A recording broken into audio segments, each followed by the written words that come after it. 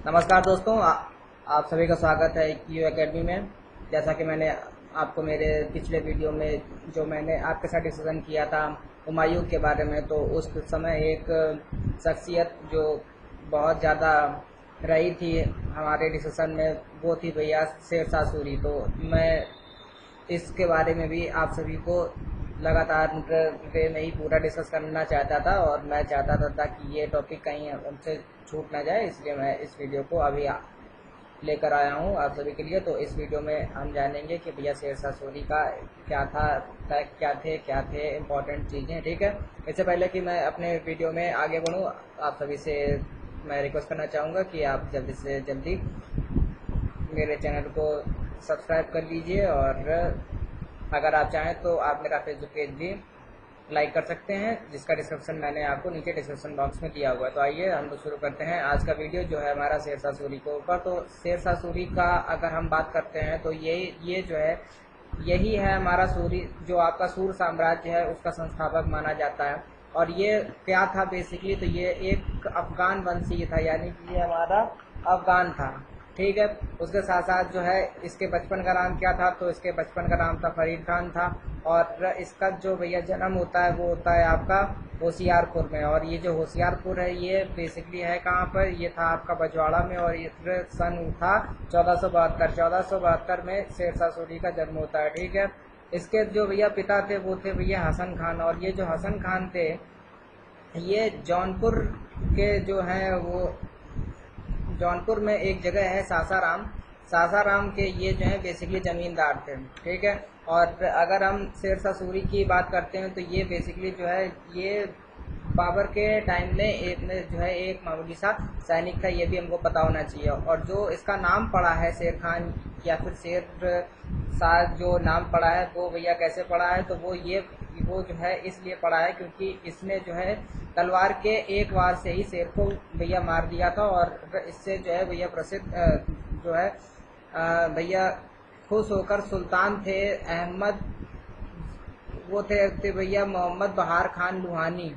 बहार खान लुहानी जो थे ये थे भैया अफगानी शासक थे, इन्होंने इसको शेर खान की उपाधि दी थी। ठीक है, इसने जो है दो सबसे प्रमुख युद्ध लड़े, वो हैं भैया 1539 और 1540 में। और वो दोनों के दोनों जो हैं लड़े थे उसने हुमायूं के खिलाफ। अब देखो क्या होता है कि 1539 उसने भैया लड़ा था चौसा में, और 1540 उसने भैया लड़ा था कन्नौज में। देखो कभी कभी क्या होता है कि जो हमारा पेपर में आता है तो उसमें सीधे सीधे ऑप्शन कन्नौज ना आगे बिलग्राम आ जाता है, तो हमें इसका पुराना नाम भी पता होना चाहिए कि उसका पुराना नाम था बिलग्राम था। तो देखो होता क्या है कि ये जब ये कन्नौज की तो जब अपनी लड़ाई जीतता है, तो देखो 1540 में जो है इसने कौन सी गद्दी हथियाली, तो भैया इसने गद्दी हथियाली दिल्ली की। इसके बाद देखो जो है इसका जब होता है तिलक होता है तब इसको उपाधि मिलती है शेरशाह की। ठीक है,